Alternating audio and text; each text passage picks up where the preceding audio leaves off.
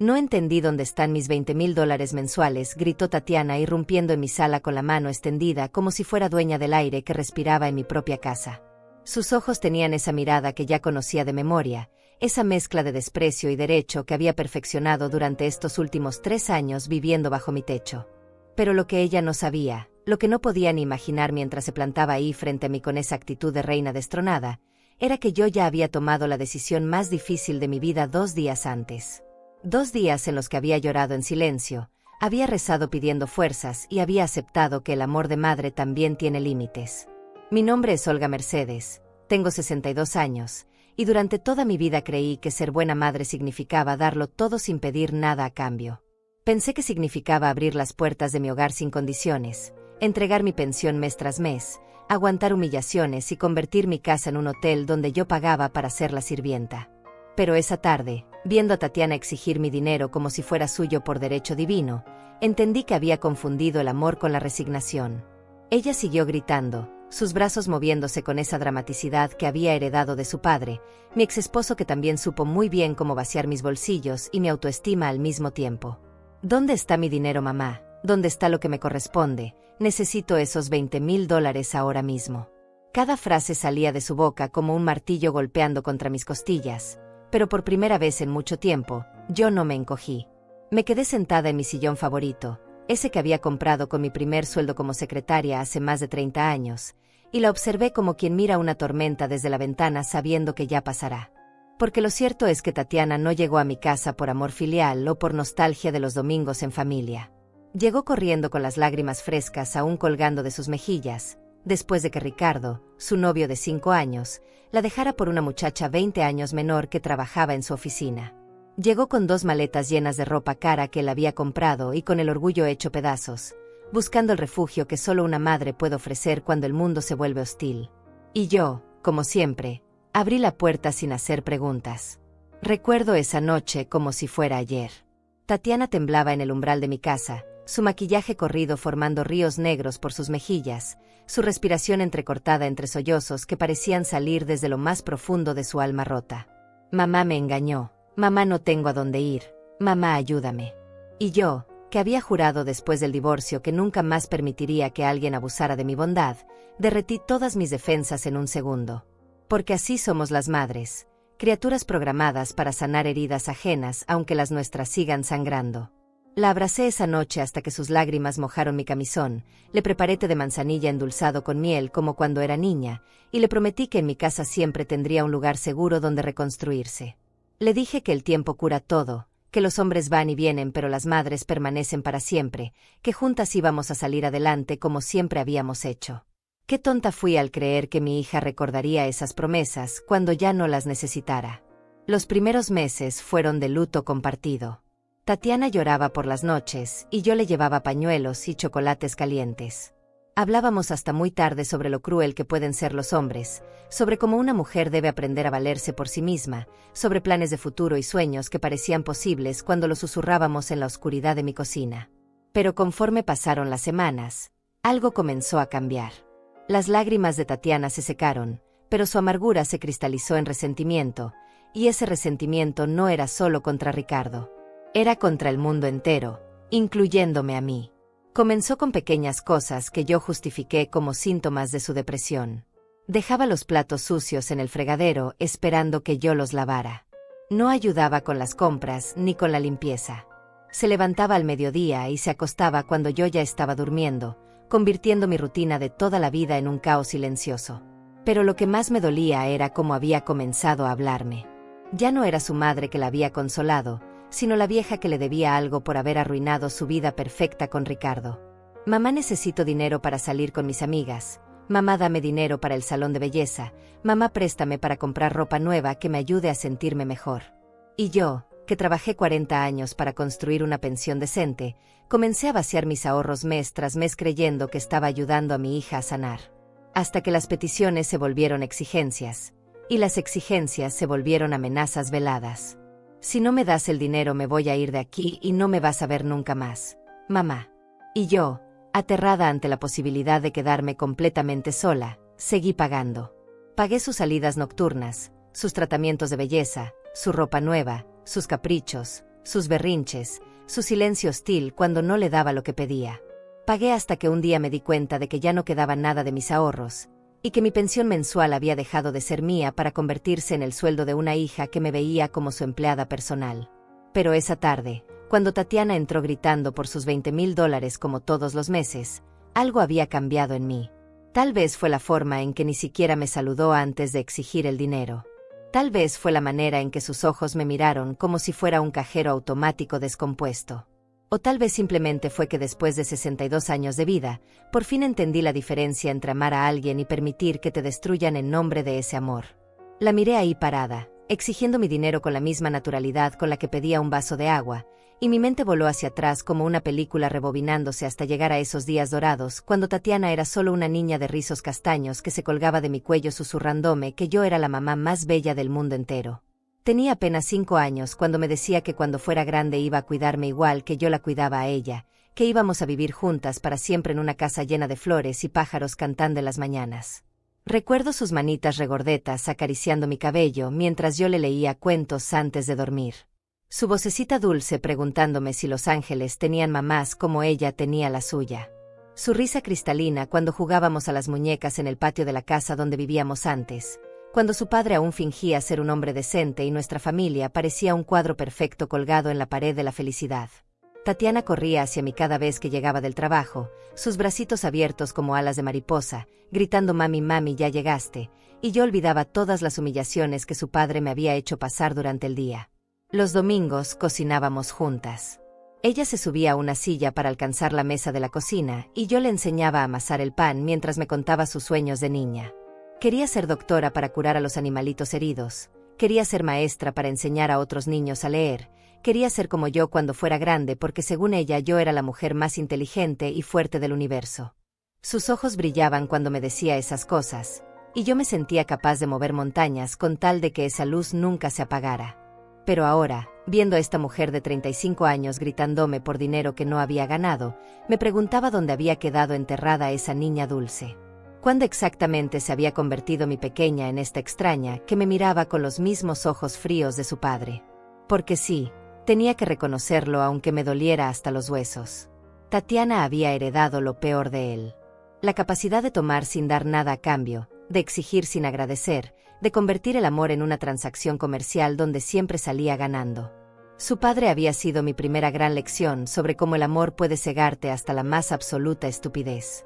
Durante 20 años de matrimonio, ese hombre me convenció de que yo no valía nada sin él, de que mi trabajo como secretaria era insignificante comparado con sus grandes proyectos comerciales que nunca prosperaron, de que mi única función en la vida era mantenerlo feliz y cómodo mientras él conquistaba el mundo. Pero lo único que conquistó fue mi autoestima y mis ahorros, dejándome con una hija adolescente y una casa hipotecada cuando decidió que la juventud de su secretaria valía más que mis 20 años de sacrificios. Tatiana tenía 15 años cuando su padre se fue. La recuerdo llorando por las noches, preguntándome por qué papá no volvía, si había hecho algo malo para que él nos abandonara así. Y yo, tratando de ser fuerte por las dos, le mentí diciéndole que todo iba a estar bien, que nosotras éramos suficientes la una para la otra, que íbamos a salir adelante juntas como un equipo invencible.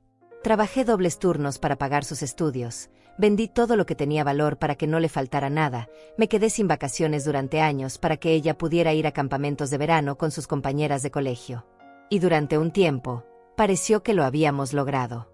Tatiana se graduó con buenas notas, consiguió trabajo en una empresa respetable, se fue a vivir sola a un apartamento que yo ayudé a pagar como depósito.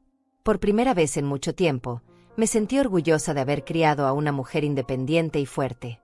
Pensé que mis sacrificios habían valido la pena, que mi hija había aprendido el valor del trabajo y la dignidad personal. ¡Qué equivocada estaba! Porque cuando Ricardo apareció en su vida con su sonrisa de vendedor y sus promesas de una vida de lujos, Tatiana abandonó todo lo que habíamos construido juntas. Dejó su trabajo para convertirse en la novia perfecta que él necesitaba para sus reuniones de negocios. Se transformó en una mujer ornamental que solo sabía gastar el dinero de otros y que había olvidado completamente cómo ganárselo por sí misma.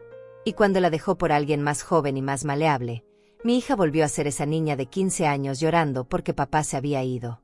Solo que esta vez, yo era el papá que tenía que compensar todos sus vacíos emocionales con dinero. $20,000 mensuales era lo que costaba mantener feliz a mi hija. $20,000 para que no me gritara, para que no me amenazara con irse, para que de vez en cuando me regalara una sonrisa fingida que me recordara a la niña que había perdido en algún punto del camino. $20,000 de mi pensión que yo había ganado trabajando desde los 16 años, limpiando oficinas por las noches después de estudiar durante el día, ahorrando centavo a centavo para tener una vejez digna. Pero mientras la observaba ahí parada, con su mano extendida como una mendiga millonaria, entendí algo que me heló la sangre.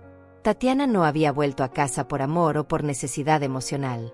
Había vuelto porque había calculado exactamente cuánto valía mi cariño de madre en el mercado, y había decidido que $20,000 mensuales era un precio justo por fingir que me quería. Había convertido mi amor maternal en su fuente de ingresos permanente, y lo más terrible de todo era que yo había sido cómplice de esa transacción durante 3 años completos. Mi pequeña niña de rizos castaños había crecido para convertirse en la versión femenina de su padre. Y yo, después de haber jurado que nunca más permitiría que alguien abusara de mi bondad, había vuelto a cometer el mismo error.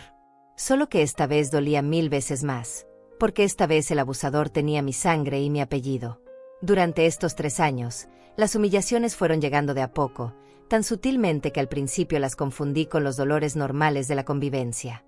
Tatiana no llegó gritando y exigiendo desde el primer día. No, ella era más inteligente que eso. Sabía exactamente cómo ir erosionando mi dignidad gota a gota, como el agua que perfora la piedra con paciencia infinita, hasta convertir mi propia casa en un lugar donde yo era huésped en lugar de dueña. Comenzó con la mesa del comedor. Esa mesa de madera maciza que había comprado con mi primer bono navideño, donde durante años habíamos desayunado juntas los domingos leyendo el periódico y planeando nuestras semanas. Un día llegué de hacer las compras y encontré que Tatiana había movido mi lugar habitual hacia un rincón, poniendo en mi silla una pila de revistas de moda y cosméticos. Cuando le pregunté qué había pasado, me dijo con esa sonrisa que había aprendido a fingir tan bien que necesitaba más espacio para trabajar en su computadora. ¿Trabajar en qué?, le pregunté, si ella no tenía trabajo desde que Ricardo la había mantenido como una princesa de escaparate. Estoy buscando oportunidades de negocio, mamá, me respondió con ese tono que usaba cuando quería hacerme sentir estúpida por no entender sus grandes planes. Estoy explorando opciones de inversión que podrían beneficiarnos a las dos.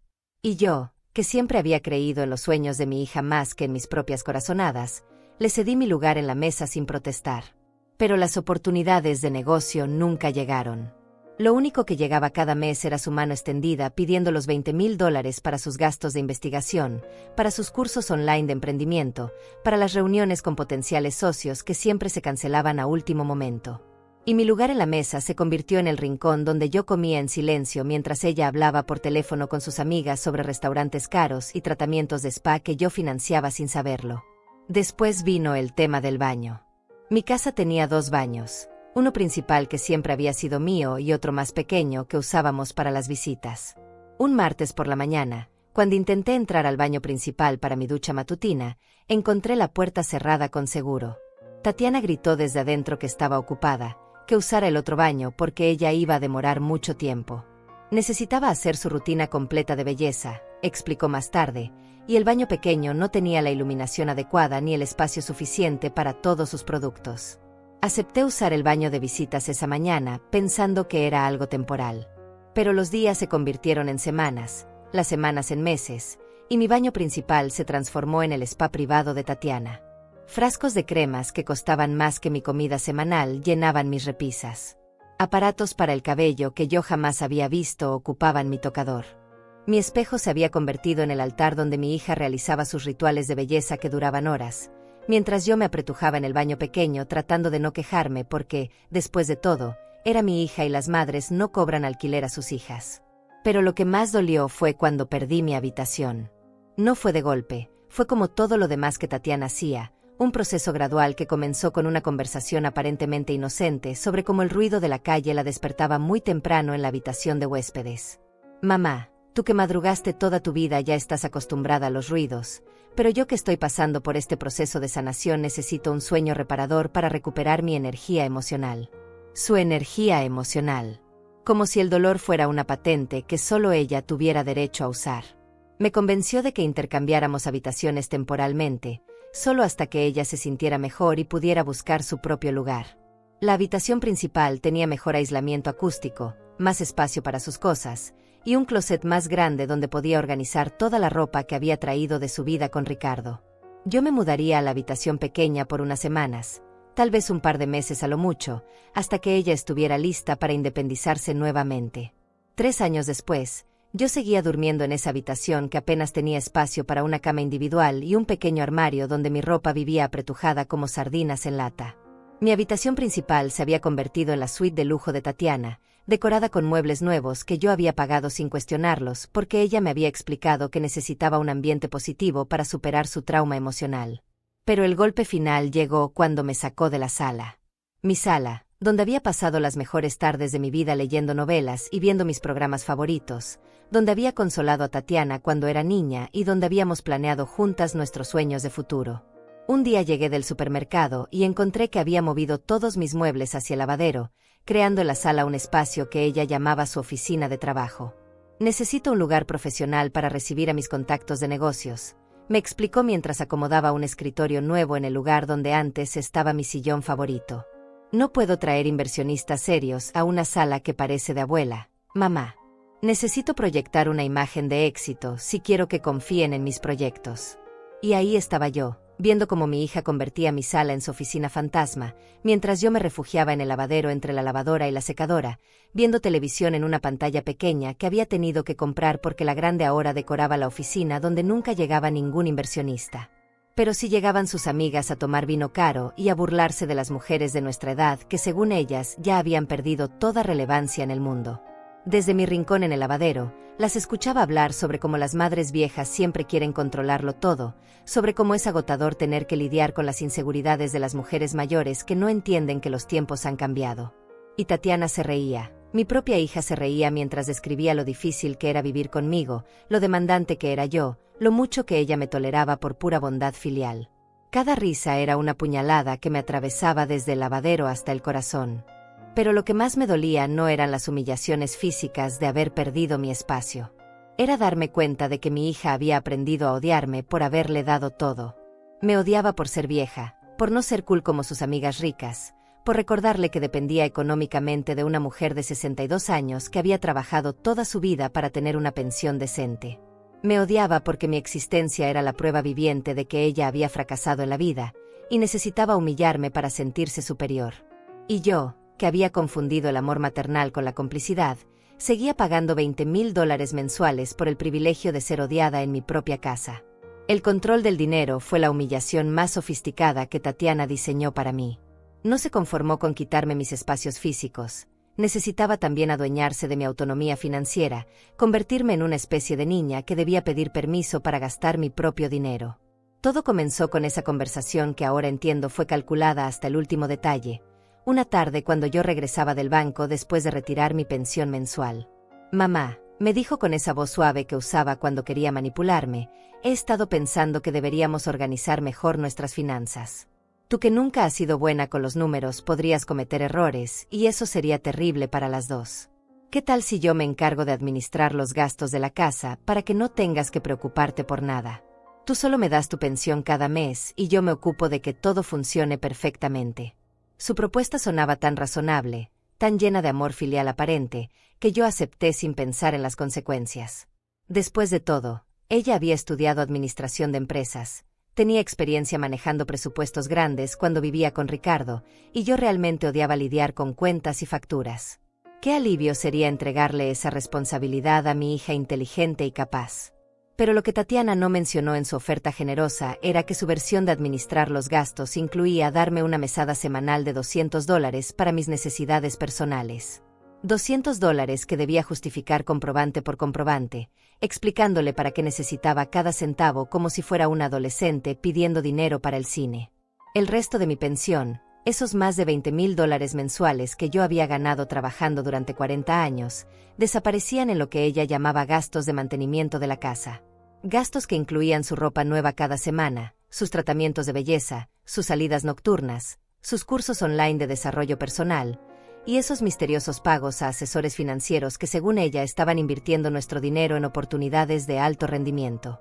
Cuando yo preguntaba por detalles de esas inversiones, Tatiana me miraba con esa sonrisa condescendiente que había perfeccionado y me decía que eran cosas muy complicadas para que yo las entendiera, pero que confiara en ella porque estaba multiplicando nuestro patrimonio. Mi patrimonio que se había convertido en nuestro patrimonio, y luego en su patrimonio administrado por ella. Los $200 semanales se convirtieron en mi nueva realidad. Tenía que elegir entre comprar mi medicina para la presión arterial o permitirme el lujo de un café con mis amigas. Tenía que calcular si podía comprar un libro nuevo o si era más importante renovar mi ropa interior que ya tenía más agujeros que tela.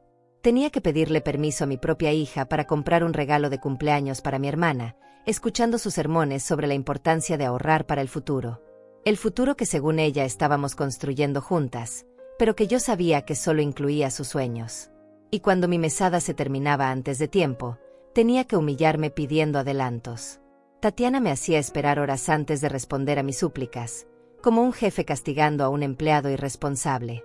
«Mamá», me decía suspirando con dramatismo, «no puedes seguir gastando de manera tan impulsiva. Tienes que aprender a ser más disciplinada con el dinero si quieres que esta administración funcione. Tal vez la próxima semana te dé un poco menos para que aprendas a valorar lo que tienes. Un poco menos de mi propio dinero. Para que yo aprendiera a valorar mi propia pensión». Pero lo que más me destrozaba era ver cómo Tatiana gastaba sin límites mientras yo contaba centavos. Sus zapatos costaban más que mi mesada de todo un mes. Sus cremas faciales valían más que mi comida semanal. Sus cenas en restaurantes caros con amigas que jamás me habían visitado equivalían al dinero que yo necesitaba para pagar mis medicamentos durante 3 meses. Y cuando yo me atrevía a señalar esas diferencias, ella me respondía que esos no eran gastos, sino inversiones en su imagen profesional. «Necesito verme exitosa para atraer oportunidades de negocio», me explicaba mientras se probaba un vestido que costaba $2,000. Los inversionistas no confían en mujeres que se ven descuidadas o pobres. Todo lo que gasto en mi apariencia es una inversión en nuestro futuro común. Mamá, deberías estar agradecida de que me preocupe tanto por mejorar nuestra situación económica. Nuestra situación económica que cada mes empeoraba más, mientras sus inversiones misteriosas nunca producían ningún retorno visible. El control financiero vino acompañado de control social. Tatiana comenzó a revisar mis llamadas telefónicas, preguntándome con quién había hablado y de qué habíamos conversado. Cuando mis amigas me invitaban a almorzar, ella me bombardeaba con preguntas sobre cuánto había gastado, qué había comido, qué habíamos comentado. Si yo mencionaba que había hablado sobre nuestros problemas familiares, ella explotaba en uno de sus ataques de drama victimizado. «¿Cómo puedes hablar de nuestros asuntos privados con extrañas?», me gritaba. «¿Qué van a pensar de mí cuando sepan que mi propia madre anda contando intimidades familiares? Ya tengo suficientes problemas con lo que me hizo Ricardo como para que tú ahora me hagas quedar mal con todo el mundo». Sus problemas con Ricardo que yo tenía que compensar económicamente. Su reputación que yo tenía que proteger manteniendo silencio sobre mis humillaciones. Su imagen pública que valía más que mi derecho a tener amigas o confidentes. Poco a poco, fui perdiendo contacto con las personas que me importaban. Era más fácil declinar invitaciones que soportar los interrogatorios posteriores de Tatiana. Era menos complicado quedarme callada que enfrentar sus berrinches cuando ella consideraba que yo había hablado demasiado.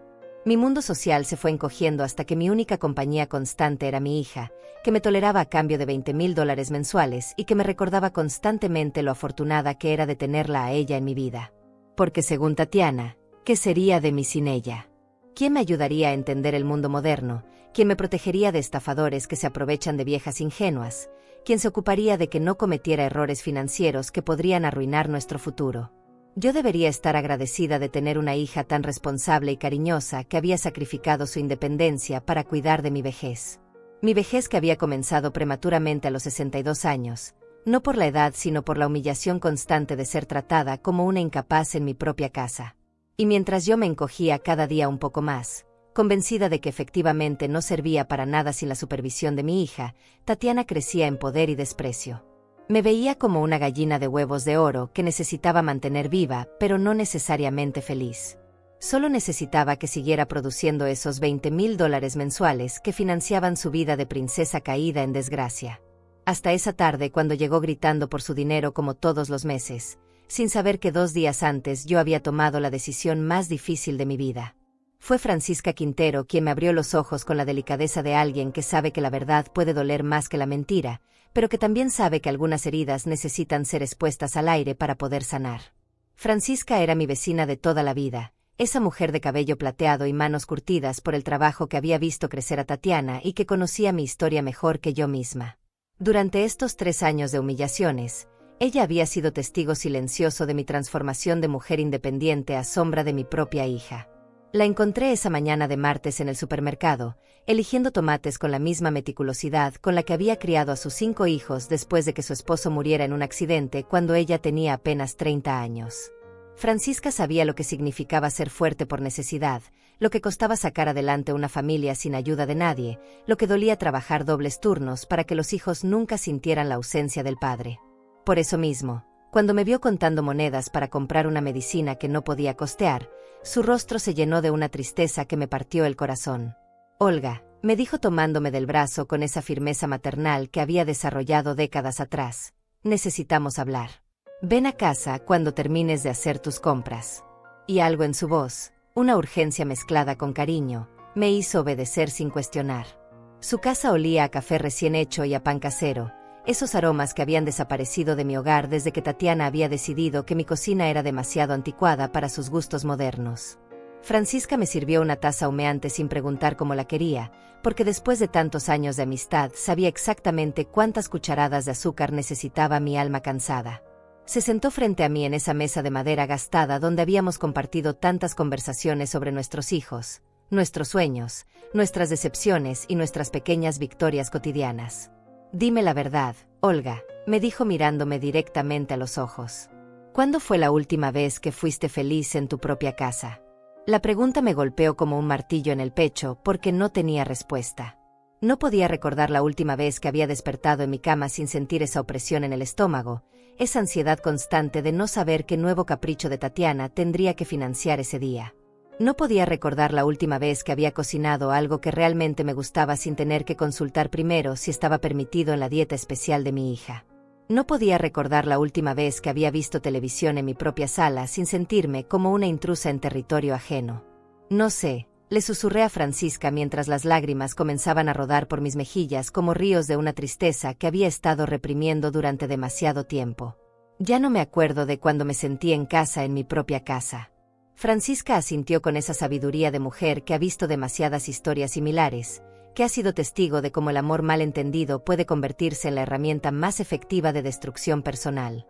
Me tomó las manos con sus dedos ásperos pero cálidos, y comenzó a hablarme con la voz que usaba cuando sus hijos necesitaban escuchar verdades difíciles pero necesarias. «Olga, mi niña», me dijo usando ese apelativo cariñoso que había reservado para mí desde que éramos jóvenes madres compartiendo pañales y desvelos, «tú sabes que yo quiero a Tatiana como si fuera mi propia hija. La vi crecer, la consolé cuando se cayó de la bicicleta, celebré sus graduaciones como si fueran de mis propios hijos. Pero lo que está pasando en tu casa no es amor filial, es abuso económico y emocional». Abuso. Esa palabra resonó en mi cabeza como una campana que había estado silenciada durante años.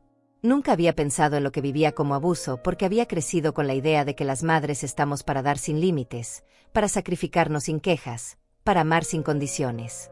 Pero Francisca tenía razón, y lo sabía porque ella también había sido madre soltera, también había dado todo por sus hijos, pero nunca había permitido que la convirtieran en esclava de su propio amor maternal. «Mira», continuó Francisca sirviéndome más café aunque mi taza aún estaba llena, «yo crié 5 hijos sola después de que murió Teodoro. Trabajé día y noche para darles todo lo que necesitaban, pagué sus estudios vendiendo hasta mi anillo de matrimonio, los apoyé en cada crisis y cada fracaso. Pero jamás, escúchame bien, jamás permití que ninguno de ellos me tratara como si mi amor fuera una cuenta bancaria de la que podían retirar sin límites». Sus palabras me atravesaron como rayos de luz iluminando rincones oscuros de mi alma que había preferido mantener en sombras. Francisca me estaba diciendo lo que yo sabía en el fondo, pero que había estado negando por miedo a enfrentar la verdad. Tatiana no había vuelto a casa por amor o por necesidad emocional. Había vuelto porque había encontrado la fuente de ingresos perfecta, una madre culposa dispuesta a pagar cualquier precio por sentirse querida. «¿Sabes qué es lo que más me duele de verte así?», me preguntó Francisca inclinándose hacia mí con esa intensidad que solo tienen las mujeres cuando hablan desde el corazón. «Es que tú eras la más fuerte de todas nosotras». Cuando tu exesposo te dejó con Tatiana adolescente, tú no te hundiste en la autocompasión. Te levantaste, trabajaste como una leona, sacaste adelante a tu hija y te hiciste independiente. La Olga que yo conocía jamás habría permitido que nadie, ni siquiera su propia hija, la convirtiera en una empleada en su propia casa. Tenía razón. Había una versión anterior de mí misma que había sido capaz de tomar decisiones difíciles, de poner límites, de defender su dignidad aunque eso significara estar sola. Esa Olga había trabajado dobles turnos sin quejarse, había aprendido a cambiar la llanta del carro porque no tenía marido que lo hiciera, había enfrentado a los maestros de Tatiana cuando era necesario defenderla, había construido una vida decente con sus propias manos. ¿Dónde había quedado esa mujer que no le tenía miedo a nada? Se había perdido en el miedo a la soledad, en el terror de que su hija la abandonara, en la culpa de no haber podido darle un hogar perfecto con padre incluido. Se había sacrificado en el altar del amor maternal mal entendido, creyendo que ser buena madre significaba desaparecer para que su hija brillara. Francisca se levantó de la mesa y regresó con una foto enmarcada que reconocí inmediatamente. Era de mi fiesta de jubilación hace 5 años, cuando dejé mi trabajo en la oficina después de 40 años de servicio impecable. En la foto yo estaba sonriendo con esa alegría genuina de quien ha cumplido sus metas, rodeada de compañeros que me respetaban y me admiraban. Llevaba puesto mi vestido favorito, ese rojo que Tatiana después me había prohibido usar porque según ella me hacía ver desesperada por atención. «Mira a esa mujer», me dijo Francisca señalando la foto. Esa mujer que trabajó 40 años para ganarse una pensión digna. Esa mujer que crió sola a una hija después de que un hombre irresponsable las abandonara. Esa mujer que se compró su propia casa, que pagó sus propias cuentas, que no le debía nada a nadie. ¿Tú crees que esa mujer merecía terminar pidiendo permiso para gastar su propio dinero? La imagen de quien había sido me golpeó como una revelación dolorosa pero necesaria. Esa mujer en la foto tenía dignidad, tenía sueños propios, tenía una vida que no giraba únicamente alrededor de los caprichos de otros. Esa mujer había sido feliz con sus propios logros, había disfrutado su independencia, había planeado una vejez tranquila llena de pequeños placeres ganados con esfuerzo. ¿Qué le había pasado a esa mujer? ¿Cuándo había decidido que su valor dependía de cuánto podía dar a otros? ¿En qué momento había confundido el amor con la renuncia total a sí misma? Francisca me abrazó entonces, un abrazo largo y firme que me recordó lo que se sentía ser consolada sin tener que pagar por ese consuelo. Olga, me susurró al oído, tú tienes derecho a ser feliz en tu propia casa. Tienes derecho a gastar tu dinero como se te dé la gana. Tienes derecho a tener amigas sin pedir permiso. Tienes derecho a ser tratada con respeto por la hija que tú criaste. Y si ella no puede darte eso, tienes derecho a tomar las decisiones que sean necesarias para recuperar tu dignidad. Esa tarde regresé a mi casa con algo que había perdido hacía mucho tiempo, la convicción de que yo merecía más de lo que estaba recibiendo. Esa noche, después de mi conversación con Francisca, me senté en mi rincón del lavadero con un cuaderno viejo que había encontrado entre mis cosas, uno de esos que había usado años atrás para anotar recetas y listas de compras cuando mi vida aún me pertenecía. Tomé un bolígrafo azul que apenas tenía tinta y comencé a escribir, no recetas ni listas, sino palabras que necesitaba ver plasmadas en papel para creer que eran reales. Merezco más que esto, escribí con letra temblorosa, como si mis propias manos dudaran de mi derecho a afirmar algo tan básico. Pero una vez que esas 4 palabras estuvieron ahí, marcadas en tinta sobre papel, algo dentro de mí se despertó como un animal que hubiera estado hibernando durante demasiado tiempo. Seguí escribiendo, página tras página, volcando en ese cuaderno toda la rabia, toda la tristeza, toda la indignación que había estado tragándome durante 3 años. No necesito permiso para empezar de nuevo, anoté en la siguiente línea, y esta vez mi letra salió más firme, más decidida. Porque era cierto. A los 62 años yo no necesitaba la autorización de nadie para tomar decisiones sobre mi propia vida, sobre mi propio dinero, sobre mi propia casa.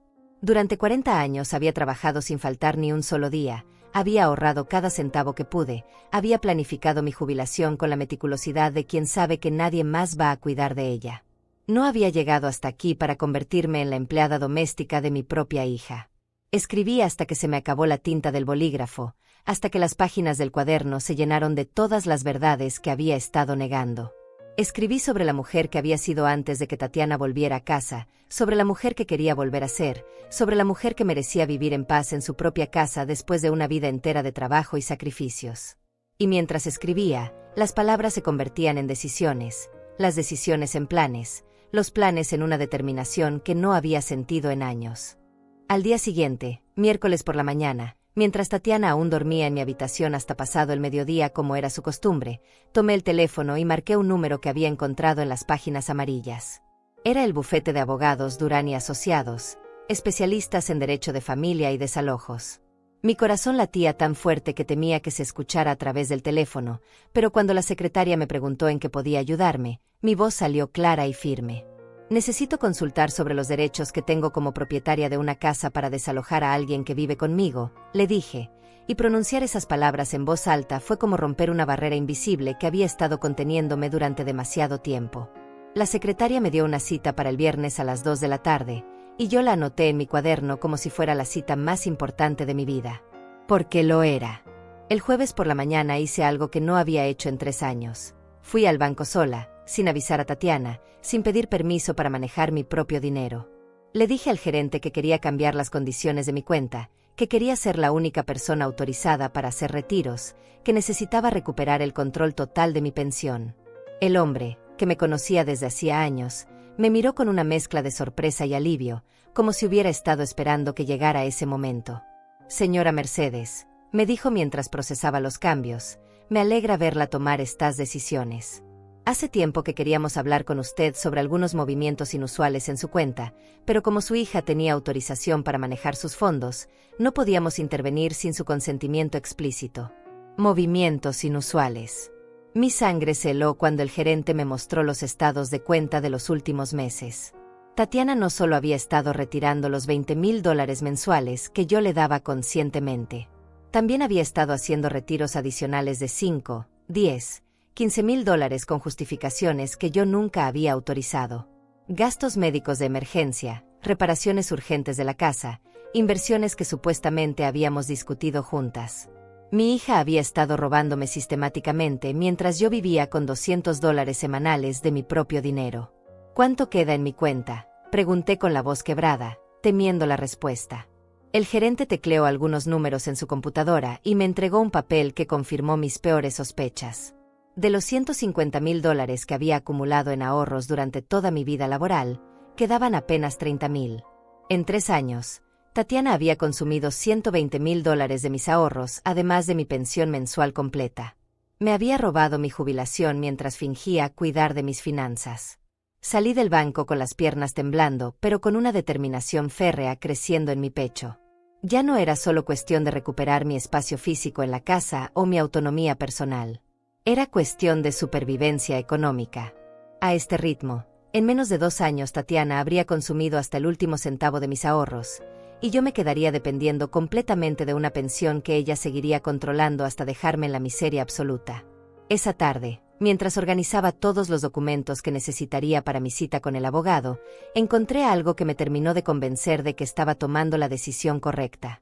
Entre los papeles de Tatiana que había dejado tirados en la mesa del comedor, encontré una conversación de WhatsApp que había impreso sin darse cuenta. Era un chat con una de sus amigas donde describía con lujo de detalles cómo había logrado domesticar a su madre para que le financiara todo su estilo de vida. La vieja es más fácil de manejar que un perro entrenado, había escrito mi hija.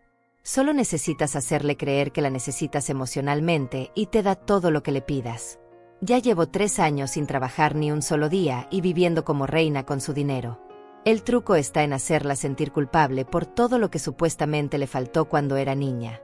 Más abajo, la conversación continuaba con detalles que me helaron la sangre. Tatiana le contaba a su amiga cómo había calculado exactamente cuánto podía sacarme sin que me diera cuenta, cómo había estudiado mis patrones de gasto para saber cuándo podía hacer retiros adicionales, cómo me manipulaba emocionalmente para que nunca cuestionara sus gastos. También mencionaba que estaba esperando que yo muriera para heredar la casa, porque así podría venderla y vivir de la renta sin tener que soportar más mis dramas de vieja. Mis dramas de vieja. Eso era lo que pensaba de mis necesidades básicas, de mis deseos de ser tratada con respeto en mi propia casa, de mis intentos tímidos de recuperar algo de autonomía. Para Tatiana yo no era su madre, era una anciana molesta que tenía la desgracia de estar viva cuando ella necesitaba mi dinero. Esa noche escribí más frases en mi cuaderno, pero esta vez no eran lamentos, sino declaraciones de guerra. Se acerca el día en que dejarán de subestimarme. Anoté con una letra que ya no temblaba. No vine a vengarme. Vine a recuperar lo que me pertenece. Porque efectivamente, había llegado el momento de que Tatiana aprendiera que su madre no era la vieja tonta y manipulable que ella creía. Era una mujer que había trabajado 40 años para ganarse el derecho a vivir dignamente en su propia casa, que había criado a una hija ingrata con el sudor de su frente, que había sido estafada y humillada, pero que aún tenía fuerzas suficientes para defenderse. El viernes a las 2 de la tarde tenía una cita con el abogado. El viernes a las 2 de la tarde comenzaría el proceso de recuperar mi vida. Y Tatiana no tenía ni la menor idea de lo que se le venía encima.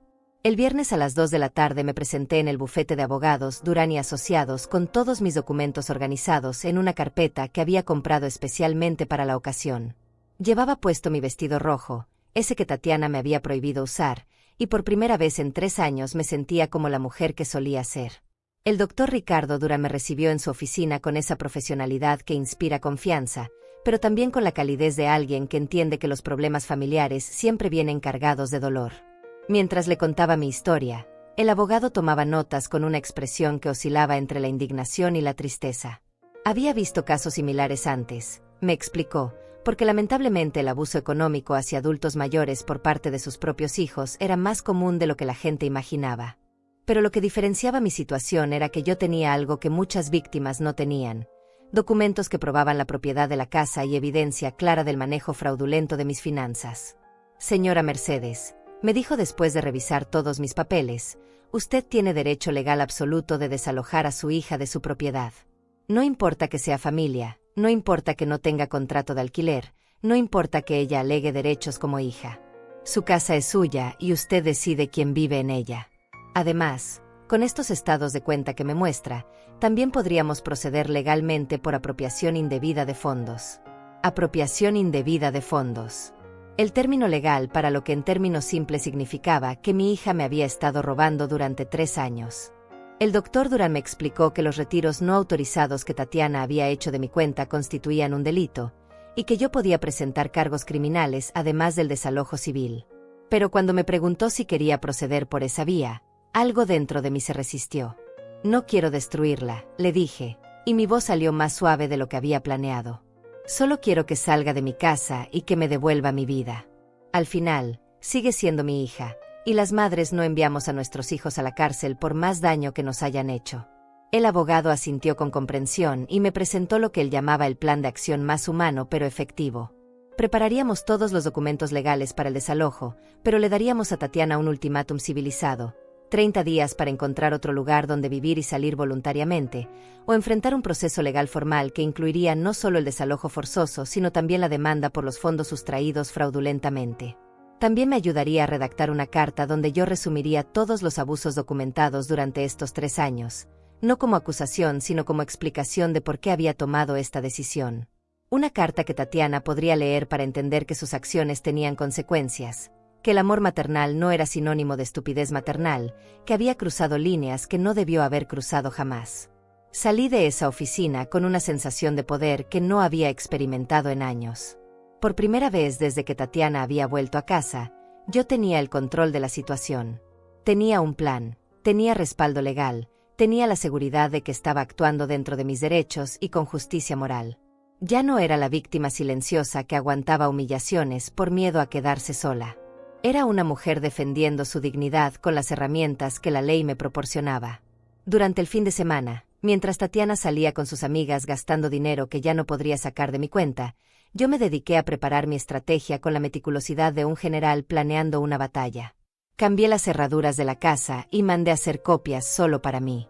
Contraté un servicio de mudanza para el próximo miércoles, no para que me llevaran mis cosas, sino para que se llevaran las cosas de Tatiana. Llamé a Francisca y le pedí que fuera mi testigo cuando llegara el momento del confronto final. También dediqué tiempo a escribir la carta más difícil de mi vida. Página tras página donde le explicaba a Tatiana todo lo que había estado sintiendo durante estos 3 años, todo lo que había descubierto sobre su manejo fraudulento de mi dinero, todo lo que había decidido hacer para recuperar mi vida. No era una carta de odio sino de amor herido, el tipo de amor que finalmente entiende que dar sin límites no es virtud sino autodestrucción. Tatiana, Escribí al comienzo: durante 62 años he creído que ser buena madre significaba sacrificarme completamente por ti. Creí que significaba darte todo lo que pedías sin cuestionar nunca si lo que pedías era justo. Creí que significaba aguantar cualquier trato con tal de no perderte. Pero estos 3 años viviendo contigo me han enseñado que estaba confundida. El amor verdadero no se demuestra permitiendo abusos. Se demuestra poniendo límites que protejan la dignidad de ambas personas. Continué escribiendo hasta altas horas de la noche, vaciando en esas páginas todo lo que había callado durante tanto tiempo. Le expliqué cómo cada humillación había ido matando un pedacito de mi autoestima, cómo su control financiero me había convertido en una mendiga en mi propia casa, cómo sus manipulaciones emocionales habían envenenado el amor natural que una madre siente por su hija. Pero también le expliqué que la perdonaba, que entendía que tal vez ella también había sido víctima de sus propios miedos y frustraciones, que mi decisión de echarla no nacía del rencor sino de la necesidad de supervivencia. El lunes cambié mi testamento. Fui con el mismo abogado y modifiqué mi voluntad para especificar que Tatiana heredaría la casa solo si demostraba durante 5 años consecutivos que podía mantenerse económicamente sin mi ayuda. Si no cumplía esa condición, la casa sería donada a una fundación para mujeres víctimas de violencia doméstica. Porque si algo había aprendido durante estos años era que yo también había sido víctima de violencia, solo que no había sido física sino económica y emocional. El martes por la noche, Tatiana llegó más tarde que de costumbre, cargada de bolsas de una tienda cara que yo sabía que no podría haber pagado con su mesada semanal.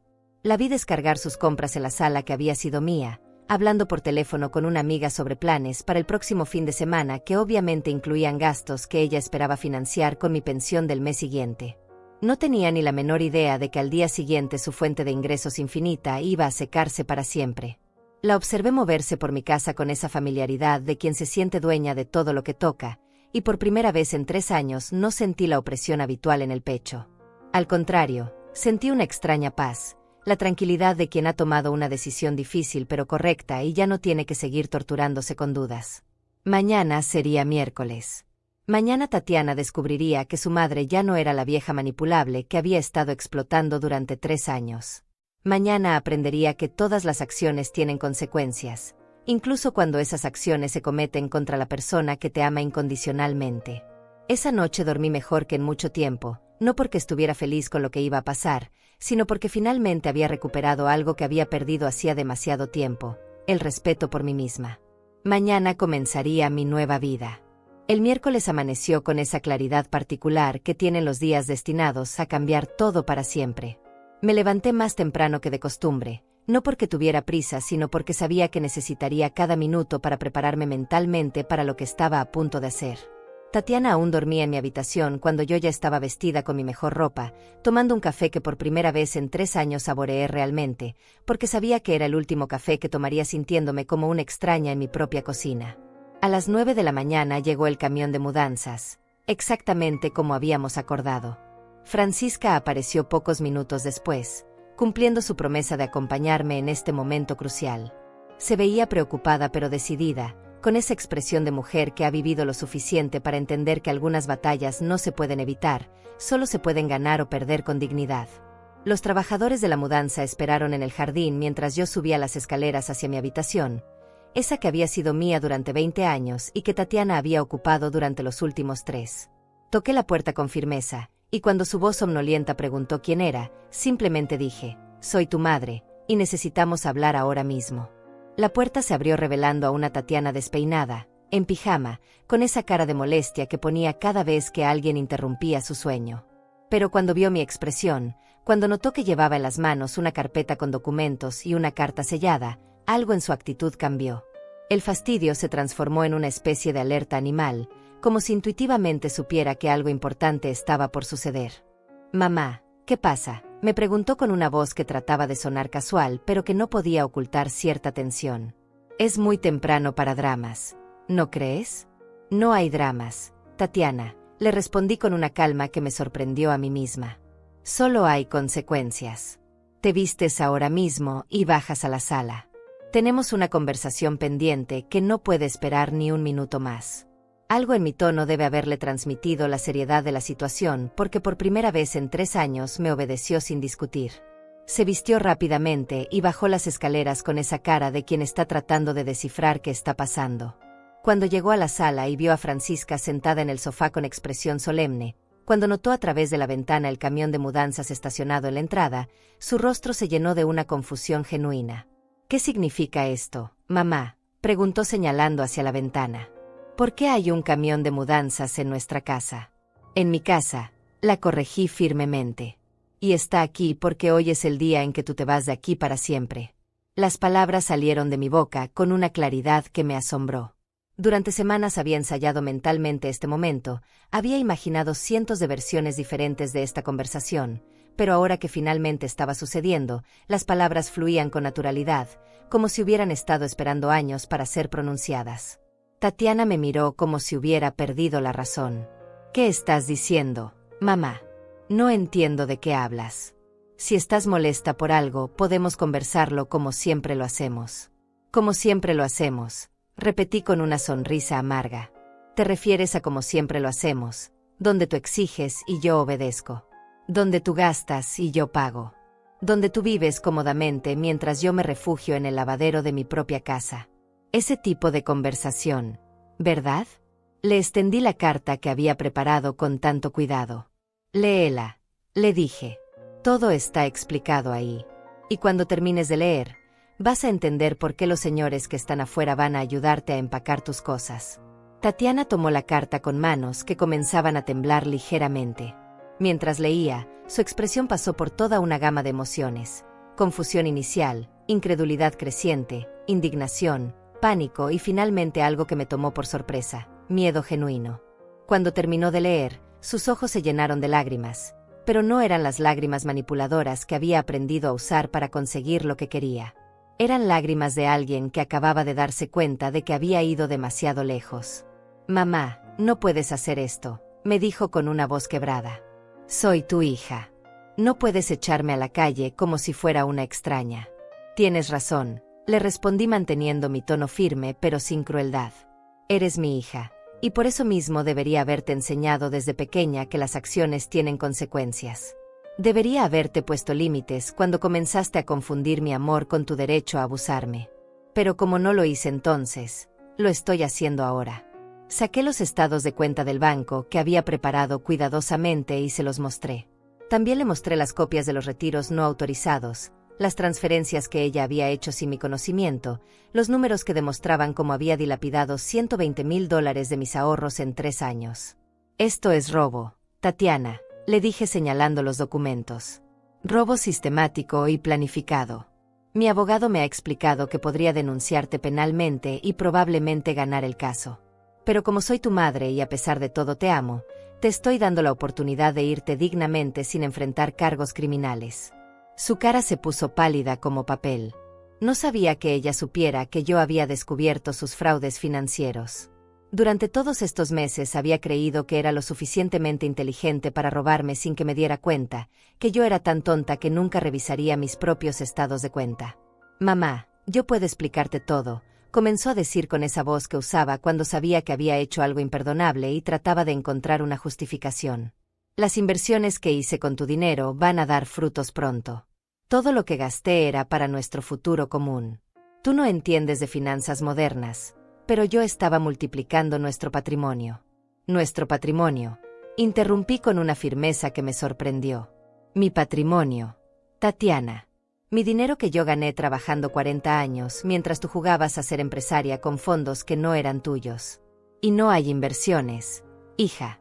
Solo hay deudas de tarjetas de crédito que pagaste con mi dinero, ropa cara que compraste con mi dinero, restaurantes caros que pagaste con mi dinero. No hay futuro común porque no hay respeto mutuo». Se quedó callada durante largos minutos, procesando finalmente que su estrategia de manipulación ya no funcionaba conmigo. Que la madre ingenua y culposa que había estado explotando durante 3 años había desaparecido para ser reemplazada por una mujer que conocía sus derechos y estaba dispuesta a ejercerlos. «¿Dónde voy a vivir?», preguntó finalmente con una voz pequeña que me recordó a la niña que había sido alguna vez. «No tengo dinero para un apartamento. No tengo trabajo. No tengo nada». «Eso debiste pensarlo antes de convertir mi amor en tu plan de jubilación anticipada», le respondí con una tristeza profunda pero sin ceder ni un centímetro. Tienes 35 años. Tatiana. Tienes educación, tienes salud, tienes todo lo que necesitas para construir tu propia vida. Lo que no tienes es el derecho de destruir la mía. Los trabajadores de la mudanza comenzaron a subir las escaleras con cajas vacías. Era el momento de la verdad, el punto de no retorno donde mis palabras se convertirían en acciones definitivas. Tatiana los vio pasar y finalmente entendió que esto no era una amenaza ni un drama teatral. Era real, era definitivo, era el final de 3 años de abuso disfrazado de amor filial. «Mamá, por favor», me suplicó tomándome de las manos. «Dame una oportunidad más. Prometo que todo va a cambiar. Prometo que voy a respetar tus espacios, que voy a conseguir trabajo, que te voy a devolver todo el dinero que gasté». Tuve que hacer un esfuerzo sobrehumano para no ceder ante sus súplicas. Porque a pesar de todo lo que había pasado, a pesar de todas las humillaciones y todos los robos, ella seguía siendo mi hija y verla quebrada me dolía más de lo que había imaginado. Pero también sabía que si cedía ahora, si le daba esa oportunidad más que me pedía, en 6 meses estaríamos exactamente en la misma situación. «Ya tuviste 3 años de oportunidades, Tatiana», le dije con una voz que temblaba pero que no perdía firmeza. 3 años donde elegiste tratarme como tu empleada en lugar de como tu madre. 3 años donde elegiste robarme en lugar de trabajar. 3 años donde elegiste humillarme en lugar de respetarme. Las oportunidades se acabaron. Fue entonces cuando llegó el momento que había estado temiendo y anticipando a la vez. Tatiana explotó en uno de sus ataques de furia, pero esta vez fue diferente. Esta vez no era la rabieta calculada de alguien que sabe que va a conseguir lo que quiere. Era la desesperación genuina de alguien que acababa de perder su fuente de ingresos y se daba cuenta de que tendría que enfrentar la vida real por primera vez en años. «Eres una vieja cruel y egoísta», me gritó con los ojos llenos de lágrimas de rabia. «Después de todo lo que he sacrificado para cuidarte, después de todo lo que he tenido que soportar viviendo contigo, nadie va a quererte como yo te quiero. Vas a quedarte sola y te vas a arrepentir de haberme tratado así». Sus palabras me dolieron, pero ya no me destruyeron como antes. Porque por primera vez en 3 años, yo sabía que tenía razón y ella estaba equivocada. Nadie me había querido como ella me quería, eso era cierto. Pero su manera de querer había sido posesiva, parasitaria, destructiva. Era el tipo de amor que devora a la persona amada en lugar de nutrirla. «Sí, eso es amor, Tatiana», le respondí con una tristeza infinita, «entonces prefiero quedarme sin él». 5 horas después, cuando el camión de mudanza se alejó por la calle llevándose las últimas pertenencias de Tatiana, me quedé parada en el umbral de mi casa respirando un aire que por fin volvía a ser completamente mío. Francisca había permanecido a mi lado durante todo el proceso, siendo testigo silencioso pero reconfortante de la transformación más dolorosa y necesaria de mi vida. Tatiana se había ido sin despedirse, con los ojos hinchados de llorar y una expresión de resentimiento que probablemente me guardaría durante mucho tiempo. Pero por primera vez en 3 años, eso no me aterrorizaba. Los primeros días fueron extrañamente silenciosos. Durante tanto tiempo había vivido con la tensión constante de no saber qué nuevo capricho o exigencia me esperaría cada mañana, que despertar en mi propia habitación, en mi propia cama, con la certeza de que nadie iba a interrumpir mi paz, me resultaba casi irreal. Volví a cocinar mis comidas favoritas, esas que Tatiana había descalificado como comida de vieja. Volví a ver mis programas de televisión en mi propia sala, sentada en mi sillón recuperado. Volví a usar mi vestido rojo cada vez que se me antojaba, sin tener que escuchar comentarios despectivos sobre mi edad o mi supuesta desesperación por atención. Pero lo más importante fue volver a manejar mi propio dinero. El primer día que fui al banco después de que Tatiana se fuera, retiré $500 en efectivo solo por el placer de poder hacerlo sin pedir permiso a nadie. Me compré flores frescas para la casa, una botella de vino bueno, un libro que había estado queriendo leer durante meses, y una crema facial cara que no tenía ninguna función práctica excepto hacerme sentir bien conmigo misma. Gasté esos $500 en pequeños lujos que no necesitaba pero que merecía después de años de vivir con una mesada ridícula de mi propio dinero. La primera semana sola fue un proceso de redescubrimiento. Redescubrí el silencio real, no el silencio tenso de quien camina sobre cáscaras de huevo tratando de no molestar. Redescubrí el placer de comer cuando tenía hambre sin tener que consultar los horarios de otra persona. Redescubrí la libertad de recibir llamadas telefónicas sin tener que explicar después cada detalle de la conversación. Pequeñas libertades que parecían insignificantes pero que en conjunto formaban algo mucho más grande, la dignidad de vivir mi propia vida. También redescubrí las amistades que había perdido durante estos 3 años. Llamé a Carmen Reyes, mi compañera de trabajo durante tantos años, y la invité a almorzar a mi casa. Cuando llegó y vio que Tatiana ya no estaba, su rostro se iluminó con una sonrisa de alivio genuino. Olga, me dijo abrazándome, ya era hora de que recuperaras a la mujer fuerte que siempre fuiste. Sabíamos que algo estaba mal, pero no sabíamos cómo ayudarte sin que te pusieras a la defensiva. Carmen tenía razón. Durante los últimos años de convivencia con Tatiana, yo me había vuelto defensiva ante cualquier comentario sobre mi situación familiar. Interpretaba las preguntas de mis amigas como intromisiones, sus observaciones como juicios, sus invitaciones como obligaciones que no podía cumplir sin el permiso de mi hija. Había construido un muro alrededor de mi vida para proteger la imagen de familia perfecta que quería proyectar, sin darme cuenta de que lo único que estaba protegiendo era mi propia vergüenza. 2 semanas después de que Tatiana se fuera, recibí una llamada que no esperaba. Era ella, llorando al teléfono, contándome que estaba viviendo en casa de una amiga, pero que no podía quedarse ahí mucho tiempo más. Que había estado buscando trabajo, pero que nadie quería contratar a alguien que había estado sin trabajar durante tantos años. Que se había dado cuenta de sus errores y que si yo le daba una oportunidad más, todo sería diferente. Escuché su voz quebrada, sus súplicas, sus promesas, y por un momento mi corazón maternal se ablandó como siempre lo había hecho. Pero esta vez, junto a la compasión, también sentí algo nuevo, la sabiduría de quien ha aprendido a distinguir entre el amor verdadero y la manipulación emocional. Tatiana no había llamado porque hubiera tenido una revelación sobre sus errores. Había llamado porque había descubierto que la vida real era mucho más difícil que vivir a expensas de su madre. Tatiana, le dije con una voz que logró ser firme y amorosa al mismo tiempo, entiendo que estés pasando por un momento difícil. Pero esas dificultades son las consecuencias naturales de las decisiones que tomaste durante 3 años. No puedo salvarte de ellas porque si lo hago, nunca aprenderás a salvarte a ti misma. Pero soy tu hija, mamá, me gritó a través del teléfono. Las madres no abandonan a sus hijas cuando más las necesitan. No te estoy abandonando, le respondí con una tristeza profunda pero sin vacilación. Te estoy forzando a crecer.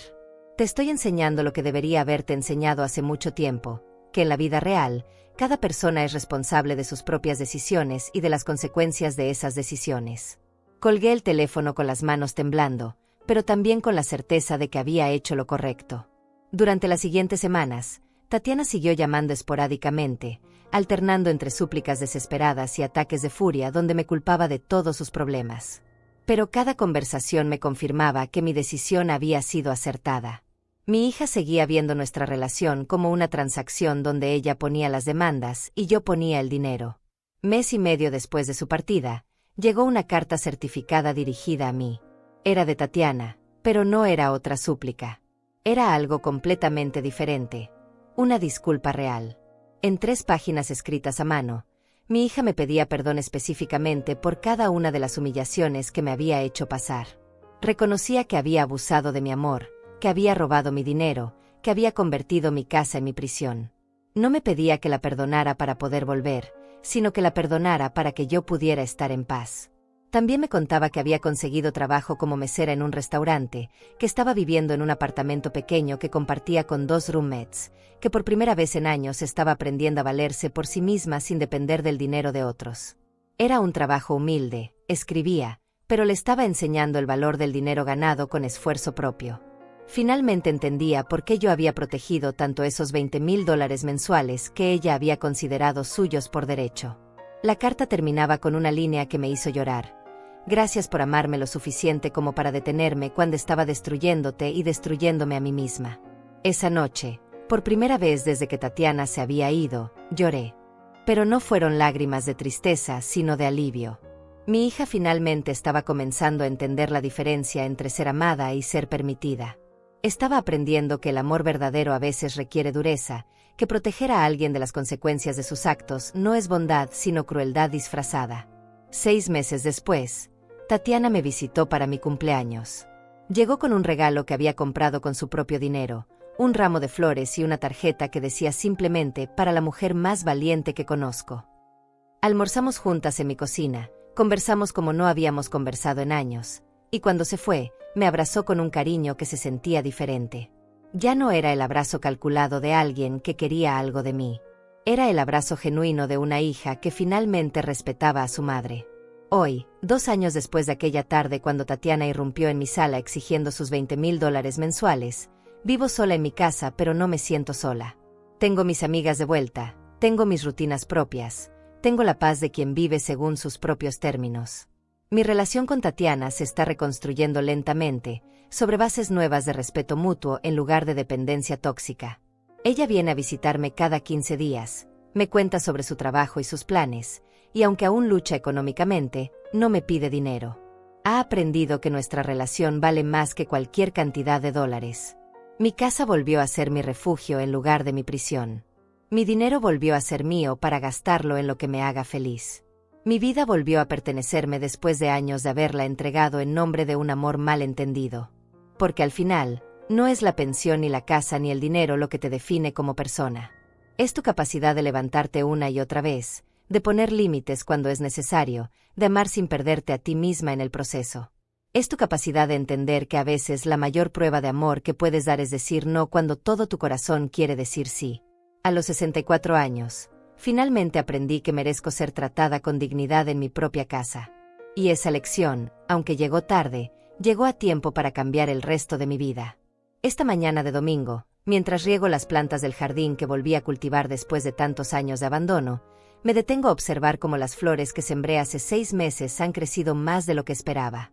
Hay algo profundamente satisfactorio en ver crecer algo que plantaste con tus propias manos, en saber que cada pétalo que se abre es resultado directo del cuidado que has puesto día tras día. Tal vez por eso regreso tanto a este jardín, porque me recuerda que la vida puede florecer de nuevo cuando le das las condiciones adecuadas. Han pasado 8 meses desde aquella tarde que cambió todo, y todavía hay momentos en que me sorprendo de la tranquilidad que siento al despertar cada mañana. No es solo la ausencia de conflicto, es algo más profundo, la presencia de una paz que había olvidado que existía. Durante tantos años viví en un estado de alerta constante, esperando la próxima exigencia, la próxima humillación, la próxima crisis financiera disfrazada de emergencia familiar.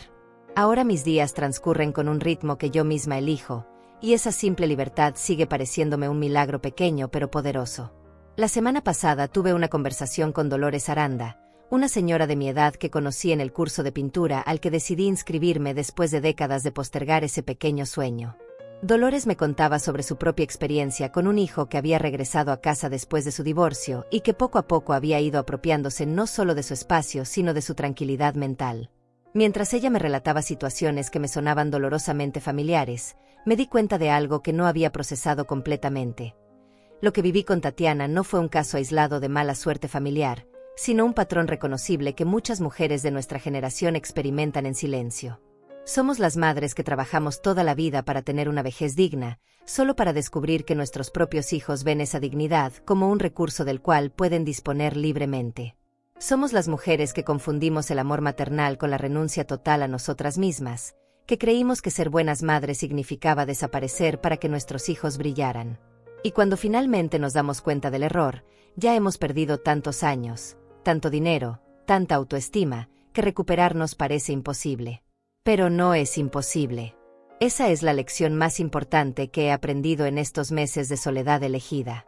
A los 64 años, pensé que era demasiado tarde para reinventarme, para reclamar mi vida, para volver a ser la mujer fuerte que había sido antes de que la culpa maternal me convirtiera en víctima voluntaria. Pero resulta que nunca es demasiado tarde para decidir que mereces mejor trato, incluso cuando ese maltrato viene envuelto en el papel regalo del amor filial. El curso de pintura ha sido una revelación inesperada. Después de 40 años trabajando con números y documentos, descubrir que tengo cierta habilidad para mezclar colores y crear formas me ha devuelto una parte de mí misma que creía perdida para siempre. La semana pasada terminé mi primer cuadro completo, un paisaje del parque donde solía caminar cuando Tatiana era pequeña, esos domingos dorados cuando éramos solo ella y yo contra el mundo. Pero al pintarlo no sentí nostalgia, sino gratitud por haber vivido esos momentos buenos. Y también gratitud por haber encontrado la fuerza para no permitir que los momentos malos los borraran completamente. Francisca viene a visitarme todos los martes para tomar café y ponernos al día con nuestras vidas.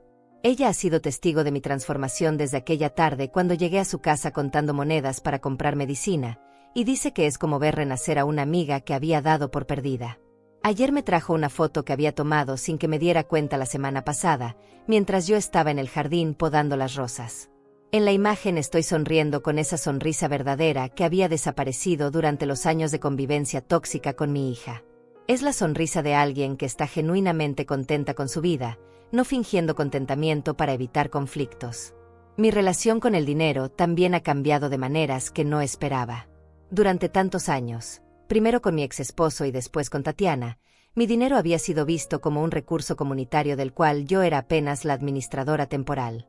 Ahora, cuando voy al banco y veo mi saldo sin tener que justificar cada gasto a nadie, cuando me compro algo simplemente porque me gusta y no porque sea estrictamente necesario, siento una libertad que había olvidado que existía.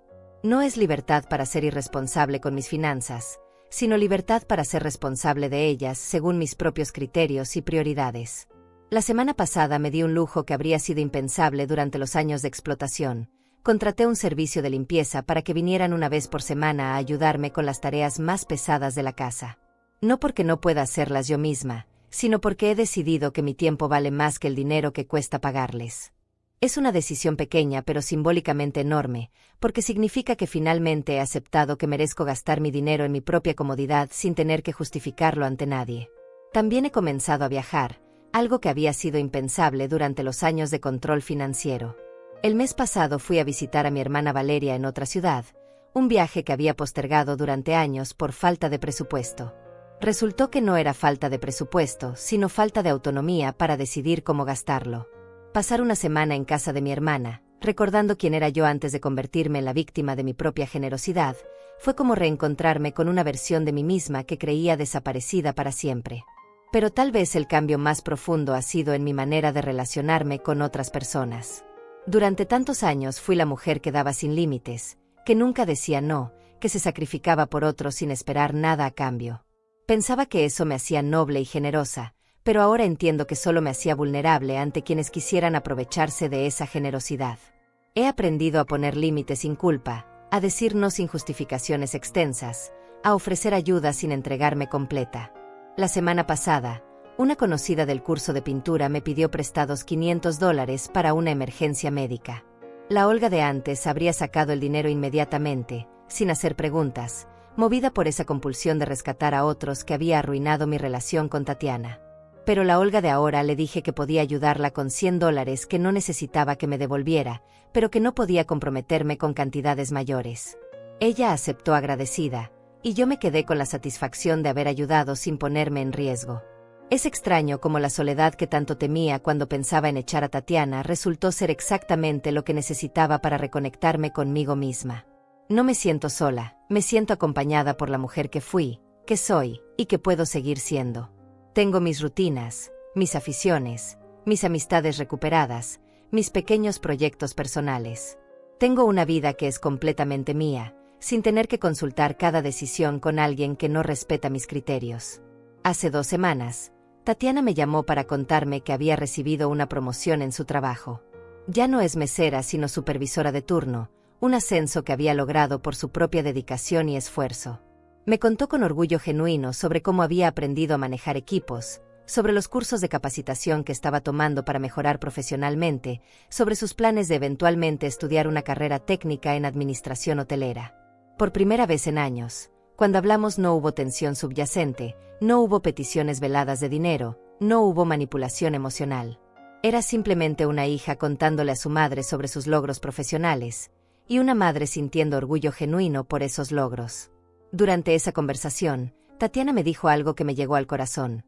Mamá, por primera vez en mi vida entiendo lo que significa ganar mi propio dinero y sentirme orgullosa de lo que hago. Ahora entiendo por qué tú protegías tanto tu pensión, por qué te dolía tanto cuando yo la veía como si fuera mía por derecho. El dinero que uno gana trabajando no es solo dinero, es dignidad convertida en billetes. Esas palabras me confirmaron que la decisión más difícil de mi vida había sido también la más acertada. No solo me había salvado a mí misma de seguir siendo explotada, sino que había salvado a Tatiana de seguir siendo una parásita emocional que nunca habría aprendido a valerse por sí misma. A veces el amor más grande que puedes dar es retirar el amor que está siendo usado para destruir a ambas partes de la relación. Esta tarde, mientras organizaba algunos papeles viejos, encontré el cuaderno donde escribí esas frases que me dieron fuerzas durante los días más difíciles de mi transformación. Merezco más que esto, no necesito permiso para empezar de nuevo, se acerca el día en que dejarán de subestimarme. Releerlas ahora me produce una sonrisa porque ya no son afirmaciones desesperadas, sino verdades comprobadas. Efectivamente merecía más. Efectivamente no necesitaba permiso de nadie. Efectivamente llegó el día en que dejaron de subestimarme porque yo dejé de subestimarme a mí misma. Mañana cumpliré 65 años. Y por primera vez en mucho tiempo espero mi cumpleaños con alegría genuina.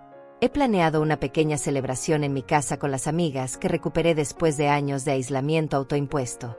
Francisca traerá su famoso pastel de chocolate, Carmen preparará sus enchiladas especiales, y Dolores del curso de pintura vendrá con algunas compañeras nuevas que he conocido en estos meses de libertad recuperada.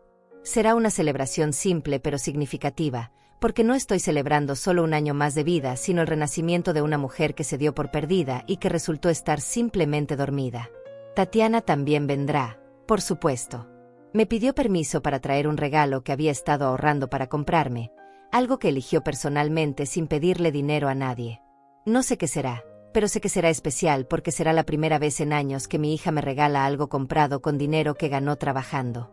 Será un símbolo tangible de cómo han cambiado las cosas entre nosotras, de cómo el respeto mutuo puede florecer cuando ambas partes se relacionan desde la autonomía en lugar de la dependencia. Mientras escribo estas reflexiones en mi jardín, rodeada de las flores que planté con mis propias manos, regadas con agua que pago con mi propio dinero, en la casa que es completamente mía, me doy cuenta de que la historia que viví no fue solo sobre recuperar mi espacio físico o mi autonomía financiera. Fue sobre algo mucho más profundo, recuperar mi derecho a existir como persona completa, con deseos propios, límites claros y dignidad innegociable. A las mujeres de mi generación nos enseñaron que nuestra realización personal debía venir exclusivamente a través del sacrificio por otros. Que ser buenas madres, buenas esposas, buenas hijas, significaba desaparecer gradualmente hasta convertirnos en fantasmas benevolentes que facilitaban la vida de otros sin tener vida propia. Pero yo he aprendido que se puede amar profundamente sin desaparecer, que se puede ser generosa sin ser tonta, que se puede cuidar a otros sin descuidarse a una misma. Mi historia no terminó con un final de película donde todos aprenden la lección y viven felices para siempre. Terminó con algo mucho más real y valioso, la comprensión de que cada persona, sin importar su edad, tiene derecho a vivir con dignidad en su propia casa, a controlar su propio dinero, a tomar sus propias decisiones. Y que defender esos derechos, incluso cuando la defensa duele, no es egoísmo sino supervivencia emocional. Porque al final, no importa cuánto ames a alguien o cuánto te ame esa persona. Si esa relación te está destruyendo lentamente, si te está convirtiendo en alguien que no reconoces, si te está robando no solo tu dinero sino tu paz mental, entonces tienes derecho a salvarte a ti misma, incluso si eso significa decepcionar a quienes esperaban que siguieras siendo su víctima voluntaria. Hoy soy una mujer de 65 años que vive sola pero no está sola, que administra su propio dinero pero no es tacaña, que puso límites pero no perdió la capacidad de amar. Soy la prueba viviente de que nunca es demasiado tarde para recuperar tu vida, siempre y cuando tengas el valor de admitir que la vida que estás viviendo no es la que mereces.